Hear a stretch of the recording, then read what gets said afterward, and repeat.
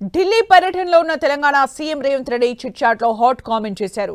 Phone tapping సహా పలు అంశాలపై ఆయన కీలక వ్యాఖ్యలు చేశారు. ఫోన్ ట్యాపింగ్ కేసులో ప్రభాకర్ రావు ఇచ్చిన సమాచారం ఆధారంగానే మిగిలిన వారిని విచారిస్తున్నామన్నారు సీఎం రేవంత్ రెడ్డి. రాబోయే అసెంబ్లీ సమావేశాల్లో అన్ని డాక్యుమెంట్లు పడతామని తెలిపారు. ఫోన్ ట్యాపింగ్ కేసులో కేసీఆర్ ను సాక్షిగా పిలిచారని అనుకోవడం లేదని, తదుపరి విచారణ ఏంటనేది అధికారులే తేల్చుతారన్నారు. తాము ఎవరి ఫోన్లు ట్యాపింగ్ చేయలేదన్న సీఎం రేవంత్ రెడ్డి అలా ఇతరుల ఫోన్లు వినడం అనేది చాలా తప్పన్నారు. దానివల్ల ఇతరులు ఎంతో మానసిక క్షోభకు గురవుతారని తెలిపారు. కేసుల విచారణలో సిబిఐ దర్యాప్తుకు తాము విజ్ఞప్తులు చేస్తున్నామని, కేంద్రం పట్టించుకోవడం లేదన్నారు. విజ్ఞప్తుల్ని తిరస్కరిస్తున్నామని చెబితే అప్పుడు ప్రభుత్వమే ప్రత్యేక దర్యాప్తు సంస్థలతో ఇన్వెస్టిగేషన్ చేస్తుందన్నారు. ఎలా పడితే అలా ముందుకు వెళ్లబోమని, ఎవరిని అనవసరంగా జైళ్లలో వేయబోమన్న రేవంత్ రెడ్డి ఏ పనైనా చట్టం ప్రకారమే జరుగుతుందని స్పష్టం చేశారు.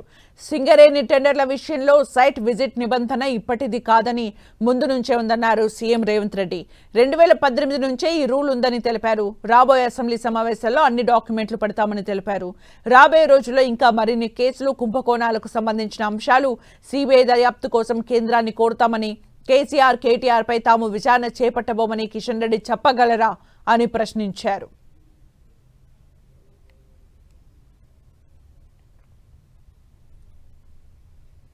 మీడియా చిట్చాట్లో సీఎం రేవంత్ కీలక వ్యాఖ్యలు చేశారు.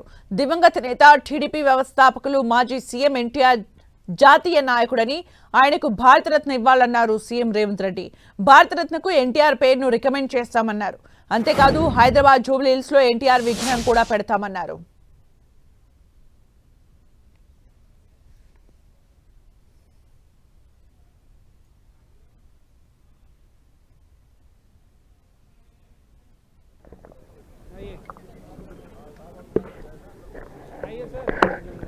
सर इधर